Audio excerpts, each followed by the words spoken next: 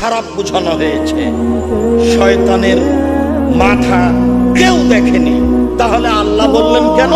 আল্লাহ বললেন খারাপ বোঝানোর জন্য। সারা পৃথিবীর বিদ্বান বুঝেছেন এটার মানে হলো খারাপ। আবুল আলা মওদুদী রাহিমাহুল্লাহ বুঝেছেন যে মানুষ যেমন রূপক কথা বলে ও বুঝে, আল্লাহ তেমন রূপক কথা বলেন ও বুঝেন।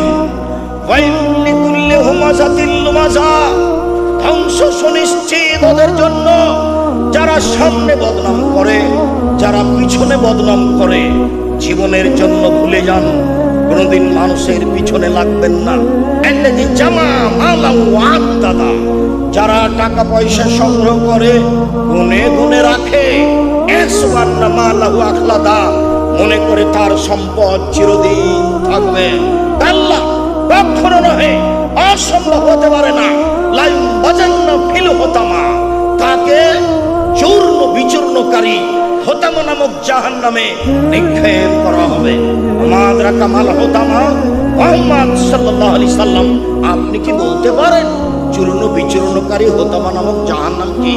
মুহাম্মদ সাল্লাল্লাহু আলাইহি সাল্লাম, আপনি কি বলতে পারেন চূর্ণ বিচূর্ণকারী হোতামা নামক জাহান্নামটি কি? আমি বলি নারুল্লাহিল মুকাদা, তা হচ্ছে জ্বলন্ত উত্তপ্ত আগুন। জাহান্নাম বলতে জ্বলন্ত উত্তপ্ত আগুনকে বলা হয়। মহান আল্লাহ বলেন, ফাম্মা মান খাফফাত মাওয়াজিনুহু, বিচার মাঠে যার নেকির পাল্লা হালকা হবে, পাপের পাল্লা ভারী হবে, তার থাকার জায়গা হবে অতীব গভীর গহ্বর হাবিয়া। ওমাদরাকা মা হিয়া, মুহাম্মদ সাল্লাল্লাহু আলাইহি সাল্লাম, আপনি কি বলতে পারেন গভীর গহ্বর হাবিয়া নামক জাহান্নামটি কি? আপনার কি জানা আছে হাবিয়া নামক জাহান্নামের পরিচয়? আমি বলি নারুন হামিয়া, তা হচ্ছে জ্বলন্ত উত্তপ্ত আগুন। জাহান্নাম বলতে জ্বলন্ত উত্তপ্ত আগুনকে বোঝানো হয়। মহান আল্লাহ বলেন, সাউসলিহে সাকার, অচিরে আমি তাকে সাকার নামক জাহান্নামে নিক্ষেপ করব। আমাদরাকা মা সাকার, মুহাম্মদ সাল্লাল্লাহু আলাইহি সাল্লাম, আপনি কি বলতে পারেন সাকার নামক জাহান্নাম কি? সাকার নামক জাহান্নামের পরিচয় আপনার কি জানা আছে? আমি বলি লা তুবকি ওয়ালা তাজার। সাকার এমন একটি জাহান্নাম যে মানুষকে ছাড়বেও না, যে মানুষকে মারবেও না, যে মানুষকে ছাড়বেও না, যে মানুষকে মারবেও না। এর নাম সাকার জাহান্নাম। এইটা আল্লাহ অন্য জায়গাতে বলেছেন, লা ইয়ামুতু ফিহা ওয়ালা ইয়াহিয়া। মানুষ জাহান্নামে মরবেও না, মানুষ জাহান্নামে বাঁচবেও না, মানুষ জাহান্নামে মরবেও না, মানুষ জাহান্নামে বাঁচবেও না। এই কথাটা আল্লাহ অন্য জায়গাতে বলছেন, জাহান্নামে মানুষকে মরণ চতুর্দিক থেকে ঘিরে ধরবে। জাহান্নামে মানুষকে মরণ চতুর্দিক থেকে ঘিরে ধরবে, কিন্তু মানুষ জাহান্নামে মরবে না। আল্লাহ তাআলা বলেন, ইন্নাহা লাযা নাযাতুল লিশাওয়া, নিশ্চয় লাযা নামক একটি জাহান্নাম রয়েছে যা মানুষের চামড়াকে ঝলসিয়ে দিবে। আল্লাহ তাআলা বলেন নাযাতুল লিশাওয়া, ওরা চামড়াকে ঝলসিয়ে দিবে।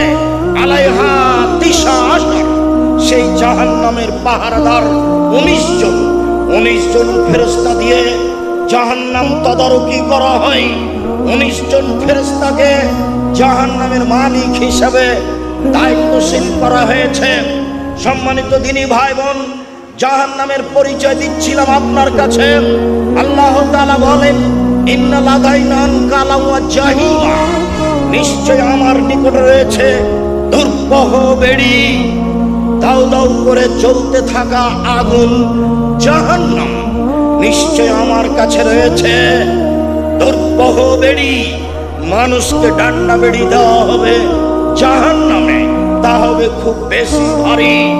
আমার নিকটে রয়েছে দাউ দাউ করে জ্বলতে থাকা আগুন। এই কথা বলার পরে আল্লাহ তাআলা বলেন, তামজাবুসা, আমার কাছে রয়েছে কাঁটাযুক্ত আযাবান আলীমা, আমার কাছে রয়েছে কষ্টদায়ক ভয়াবহ শাস্তি। মহান আল্লাহ বলেন, লাইসা তাম ওয়ালা তামুন ইল্লা মিন গিসলিন, পাপীদের জন্য শুধুমাত্র রক্তপুঞ্জ ছাড়া, পাপীদের জন্য রক্তপুঞ্জ ছাড়া অন্য কিছু খাবার থাকবে না, এরই নাম জাহান্নাম। সম্মানিত দিনী ভাই বোন, সংক্ষিপ্তভাবে আপনার সামনে আমি জাহান্নামের পরিচয় পেশ করছিলাম। এবার একটু রাসূল সাল্লাল্লাহু আলাইহি সাল্লামের পক্ষ থেকে জাহান্নামের পরিচয় পেশ করি। রাসূল সাল্লাল্লাহু আলাইহি সাল্লাম বলেন, ইন্না সাখরাতাল আযীমা লা তুলকা মিন শাফিরে জাহান্নাম, বিশাল একটা পাথর খণ্ড, কথার কথা 1 কোটি মণ ওজনের একটি পাথর যদি জাহান্নামের মুখে ছেড়ে দেওয়া হয়, তাহলে নিচে পৌঁছিতে সময় লাগবে 70 বছর। সম্মানিত দিনী ভাই বোন, একটা পাথর যদি 1 কোটি মণ ওজনের 1 ঘন্টা নিচে যায়, কত কিলো যেতে পারে? যদি 1 দিন যায়, কত কিলো যেতে পারে? যদি 1 মাস যায়, কত কিলো যেতে পারে? যদি 70 বছর যেতে থাকে, কত কিলো যেতে পারে? মানুষের খাতা কলমে তা হিসাব হবে না। এগুলো আল্লাহর আদেশে চলে, এর নাম জাহান্নাম।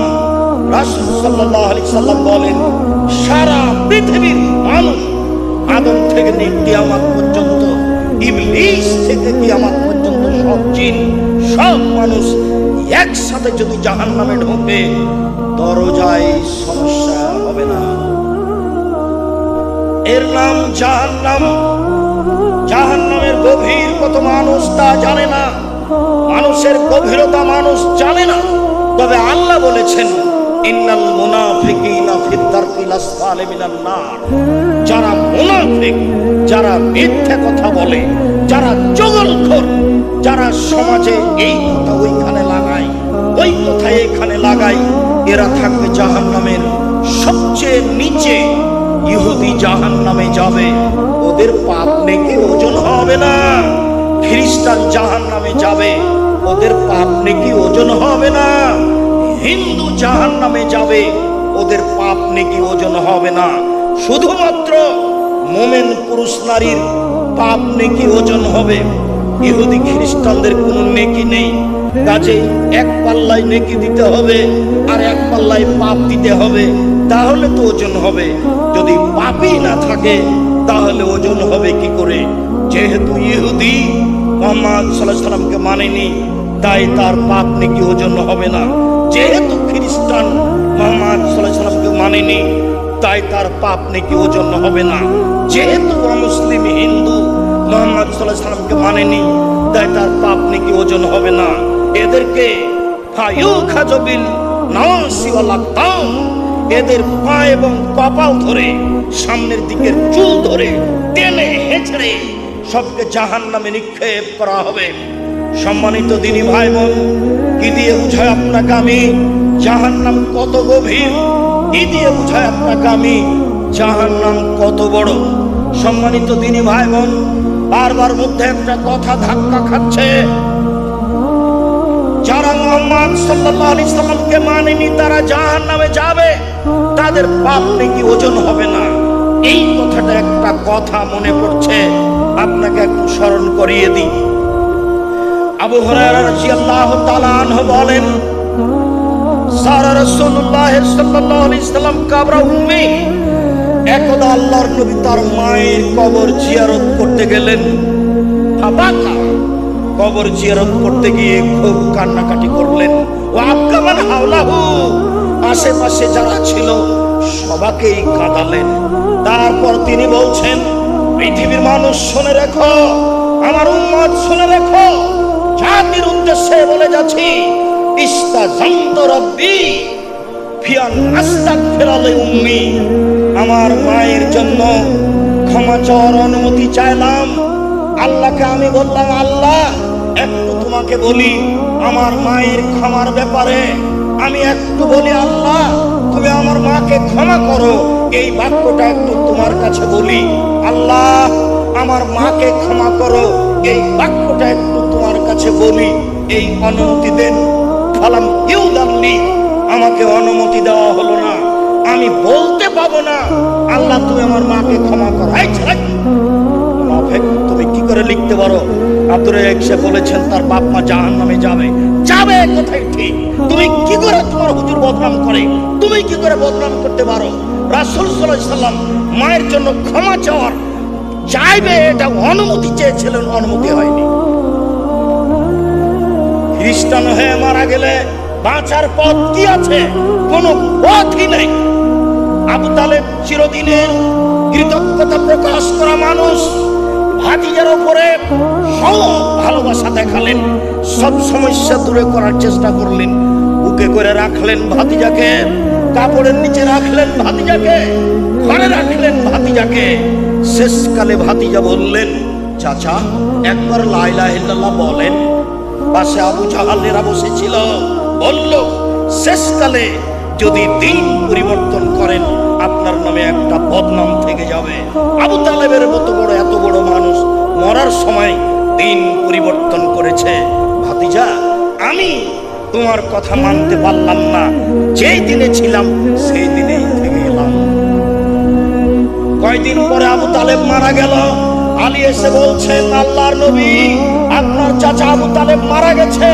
আল্লাহর নবী বললেন, যাও ওকে মাঠে নিয়ে যাও, ওকে গর্ত খুঁড়ে মাটিতে পুঁতে দাও। যাও ওকে মাঠে নিয়ে যাও, গর্ত খুঁড়ে মাটিতে পুঁতে দাও। কই একটু ক্ষমা চাওয়ার তো সুযোগ গ্রহণ করলেন না? কই একটু তো জানাজা পড়াতে গেলেন না? কই একটু লাশের ভালোবাসা দেখালেন না? যাও আলী গর্ত খুঁড়ে মাটিতে পুঁতে দাও গা। হাদিস বুখারী মুসলিম। হিন্দু মারা গেলে শ্মশান ঘাটে ফেলতে হবে না, হিন্দু মারা গেলে তাকে মাটিতে পুঁতে দিতে হবে। কাফন দাফন ছাড়াই, জানাজা ছাড়াই তার ব্যাপারে ক্ষমা চাওয়ার কথা বলা যাবে না। আল্লাহর নবী অনুমতি পেলেন না এই বাক্যটা বলার। কি বলার? আমার মাকে ক্ষমা করেন, এই বাক্যটা বলার অনুমতি হয়। আমি মনে হয় বুঝাতে পারি না। ক্ষমা চাইলেন, ক্ষমা হয়নি এ কথা আমি বলিনি। আমি মনে হয় বুঝাতে পারি না। আমি কি বুঝাতে পারছি? বুঝতে পারছেন? মানে ক্ষমা চাইলেন, ক্ষমা হলো না এটা নয়, ক্ষমা চাওয়ার বাক্যটার অনুমতি চেয়েছিলেন। আমি একটু আমার মায়ের জন্য ক্ষমা চাইবো, এই অনুমতিটা দেন। না, হবে না। তোমার মায়ের জন্য তুমি ক্ষমা চাইবা এই অনুমতি আমার কাছে হবে না। আমি আল্লাহর কাছে অনুমতি চাইলাম আমার মায়ের কবর দেখতে যেতে। আমাকে বলা হলো, যাও তোমার মায়ের কবর দেখে আসো, ক্ষমার কথা বলতে পাবা না। হাদিস মুসলিম। এই ছেলে, তোমার হুজুরকে বলে দিও হাদিস অনুবাদ করতে। ধর্ম বিকৃত করিও না, আখেরি মোনাজাতে উপস্থিত হয়ে জান্নাত কিনে নিও না। ধর্ম পাগল হয়নি, হুজুর গানে দিনের কথা দিয়ে ধর্ম চলে না। ধর্ম পাগল হয়নি। হাদিস মুসলিম। সম্মানিত দিনী ভাই বোন, বলছিলাম রাসূল সাল্লাল্লাহু আলাইহি সাল্লামের মুখ থেকে জাহান্নামের পরিচয় বুঝছিলাম। এবার একটু জাহান্নামীদের পরিচয় বুঝি, অল্প বুঝলেই হবে। রাসূল সাল্লাল্লাহু আলাইহি সাল্লাম বলেন, ইন্না গিলজা লে জাহান্নাম ইল্লা গিলজিল, নিশ্চয় জাহান্নামীদের চামড়া হবে ইসনানে আরবাউনা জিরা, 42 হাত মোটা। নিশ্চয় জাহান্নামীদের গায়ের চামড়া হবে 42 হাত মোটা। আইনা জিরসাহু মিসলু উহুদিন, দাঁত হবে উহুদ পাহাড়ের সমান। উহুদ পাহাড় 4 কিলোমিটার প্রশস্ত, 8 কিলোমিটার লম্বা। নিচে কত কিলো আছে কেউ জানে না। আইনা বাইজাহু মিসলুল বাইদা, তার মানুষের উরুরান হবে বাইজা পাহাড়ের সমান লম্বা। বাইজা পাহাড় 39 কিলোমিটার লম্বা। আইনা জাহান্নাম, আইনা মাজলিসুহু মিন জাহান্নাম মা বাইনা মক্কা ওয়াল মদিনা, একজন জাহান্নামীর বসার জায়গা হবে 450 কিলোমিটার। মক্কা থেকে মদিনা যত পথ, একজন জাহান্নামীর বসার জায়গা হবে তত পথ। যদি একজন জাহান্নামীর চামড়া হয় 42 হাত মোটা, যদি একজন জাহান্নামীর দাঁত হয় উহুদ পাহাড়ের সমান, যদি একজন জাহান্নামীর উরুরান হয় 39 কিলোমিটার লম্বা, যদি একজন জাহান্নামীর বসার জায়গা হয় 450 কিলোমিটার। বাইনা মানকে বাইন কাফের ফিন্নারে সালাসাত আইয়ামিল রাকিবিল মুসরে। একজন দ্রুতগামী ঘোড়া যদি একজন জাহান্নামীর ডান কাঁধে দৌড়াতে লাগে, বাম কাঁধ পৌঁছিতে সময় লাগবে 3 দিন 3 রাত। একজন জাহান্নামীর কাঁধ যদি এত লম্বা হয়, প্রতি হাজারে যদি 999 জন লোক জাহান্নামে যায়, তাহলে জাহান্নাম কত বড়?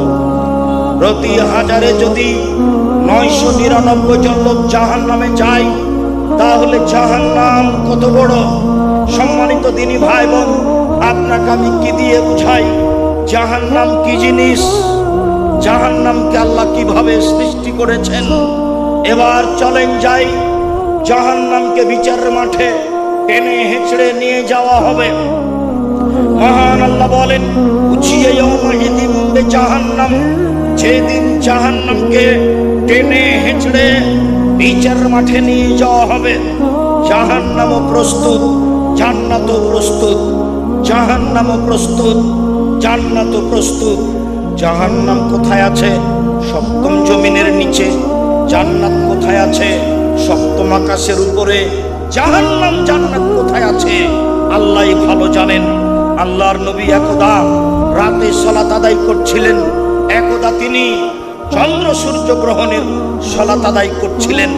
সাহাবীগণ বললেন, রাআইনাহু, আমরা তাকে দেখলাম। তিনি একটা কিছু নিলেন হাত দিয়ে, তারপরে দেখলাম তিনি পিছে হটে গেলেন। সালাত শেষ হয়ে গেল। আমরা বললাম, আল্লাহর নবী কি ব্যাপার? সালাতের মধ্যে আপনাকে কিছু নিতে দেখলাম, আবার দেখলাম আপনি পিছনে হটে গেলেন, বিষয়টা বুঝতে পারলাম না। তখন তিনি বলছেন, শোনো, ইন্নী রাআইতু আল জান্নাহ, আমি জান্নাত দেখেছিলাম। আমি মনে করলাম জান্নাত থেকে এক টুকরা ফল নিয়ে নি, এক গোছা ফল নিয়ে নি।